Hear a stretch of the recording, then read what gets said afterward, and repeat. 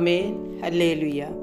கிறிஸ்துவுக்குள் அன்பார்ந்தவர்களே, வாழ்வளிக்கும் வார்த்தை வழியாக இன்று கடவுள் நமக்கு தரும் ஆலோசனை, நீ செய்ய வேண்டியதை ஆற்றல் இருக்கும் போதே செய்.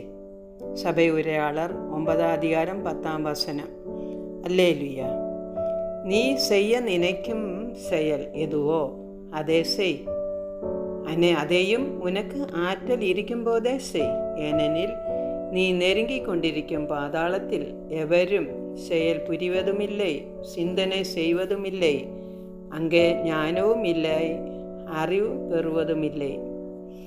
இவ்வுலகில் மனிதர் செய்யும் செயல்களுக்கேற்ப மறு உலகில் கைமாறு பெறுவார் என்று வசனம் நமக்கு கற்று தருகிறது.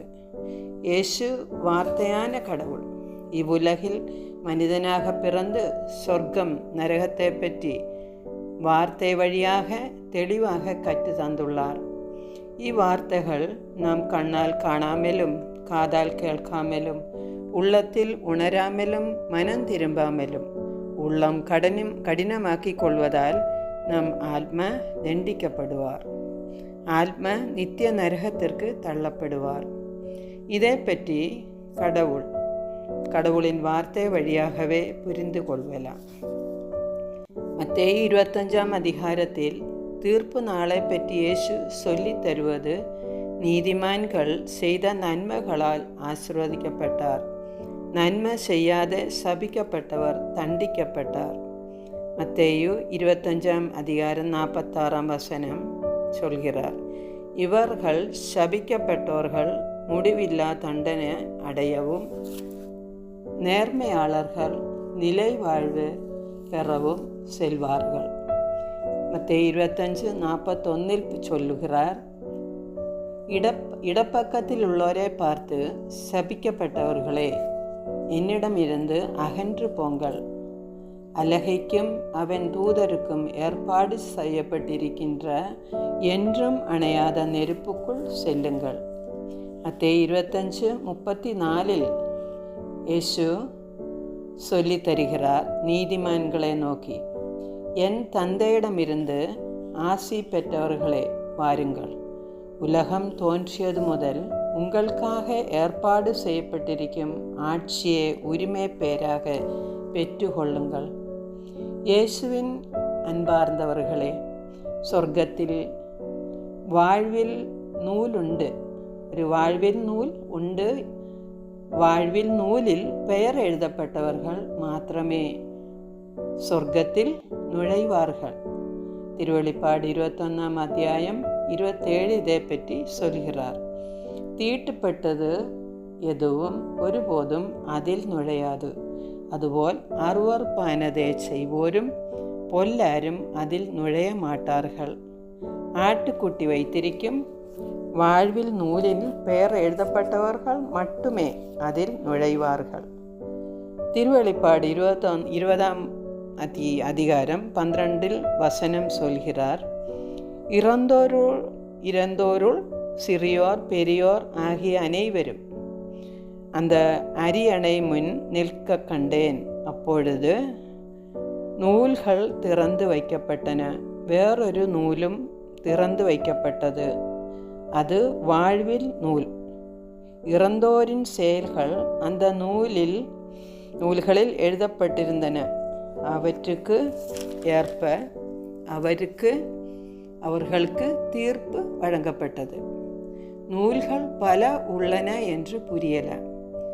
அதற்குள்ளே எழுதப்பட்டவ அனைத்துக்கும் தீர்ப்பு நாளில் கைமாறுண்ட என்று புரியல. உயிரோடிருக்கும் நாம் எவ்வளவு எச்சரிக்கையாய் இருக்க வேண்டும். உலக கவலைகள் சிற்றின்பங்களிலும் மூழ்கி ஆடம்பரம் ஆഘോഷங்களுக்குள் மயங்கி வாழ்கையே வீணாக்கக்கூடாது. இவ்வுலகில் வாழும்போது சிறிது காலம் இந்த உலக வாழ்வு, நிலையான வாழ்வு, சந்தோஷம் சமாதானம் அனுபவிக்க நித்திய காலம் கடவுளோடு கூட வாழ வேண்டியதுண்டு. அதற்காக அருவருப்பானதை விட்டு விலகி கடவுளுக்கு உகந்தவராக இவ்வுலகில் வாழ முயற்சிப்போம். ஆண்டவரின் வார்த்தை கடவுளின் உயிரும் ஆவியும் ஆனது. எபிரேயர் 4:13 சொல்கிறார், படைப்பு எதுவும் கடவுளுடைய பார்வைக்கு மறைவாய் இல்லை. அவருடைய கண்ணுக்கு முன் அனைத்தும் மறைவின்றி வெளிப்படையாய் இருக்கின்றன. நாம் அவருக்கே கணக்கு கொடுக்க வேண்டும். தொடக்க நூல் 2:7 கடவுளின் உயிர் மனிதர்க்குள் இருப்பதால் நாம் வாழ்கிறோம். கடவுளின் உயிர் மனித உயிரோடு இணைந்துள்ளது. கடவுள் மனித உள்ளத்தை അറിபவരും ഉള്ളവാറ് നോക്കുപവരും അവരെ. സാലമോനിൻ ജ്ഞാനം 1:1-12 വരെ വസനം പഠിക്ക വേണ്ടും. എച്ചരിക്കയായി ഇരിക്ക சொல்கிறார்கள். திருவெளிப்பாடு 21:5 சொல்கிறார், இவ்வார்த்தைகள் நம்பத்தக்கவை உண்மையானவை என்று எழுது. இந்த வார்த்தை நம்பத்தக்கதே உண்மையானவை. നമ്മൾ അത് ഒരു നാൾ വിട്ടുവിടக்கூடாது. கடவுளின் உயிர் மூச்சினால் நாம் நடமாடுகிறோம். கடவுளின் வார்த்தை எல்லாவற்றையும் தாங்கி வருகின்றன என்று எபிரேயர் 1:3 சொல்கிறார். இப்படிப்பட்ட வார்த்தையை நாம் அறிந்து விசுவசித்து கீழ்ப்படிந்து வாழ்வது நல்லது, நன்மையானதும் ஆத்ம மீட்பும் ஆகும்.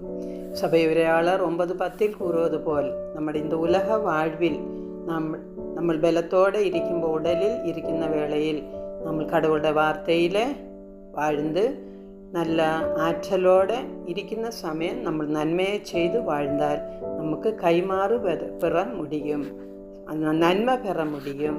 ഇപ്പോൾ കൈമാറ് பெறுவதற்கு உலகில் வாழும்போதே கடவுளின் வார்த்தையில் விசுவசித்து கீழ்ப்படிந்து வாழ்வோம். மரணத்துக்கு பின் ஒன்றும் செய்யவோ நன்மை அடையவோ முடியாது. உயிரோடு உடலில் வாழும்போதே, ஆற்றல் இருக்கும்போதே நன்மை செய். கடவுளின் படைப்பான நாம் இந்த வாழ்வுக்காக கடவுளை போற்றி புகழ்ந்து நன்றி சொல்லி ஆராதித்து மகிமைப்படுத்தி வாழ்வோம். கடவுளை பறைசாற்றுவோம். ஆண்டவரிலேயே மகிழ்ச்சி கொள். உன் வழியே ஆண்டவரிட ஒப்பு கொடுத்து விடு. அவரையே நம்பி இரு. அவரே உன் சார்பில் செயலாற்றுவார். ஜெபிப்போம். ஆண்டவரே, எங்கள் மீதும் உலக மக்கள் அனைவர் மீதும் இரக்கமாயிரும். உமது வார்த்தை எங்கள் உள்ளத்தில் ஏற்றுக்கொள்ள எங்களை உமது வார்த்தையிடம் ஈர்ந்து கொள். ஆமேன். ஆவே மரியா.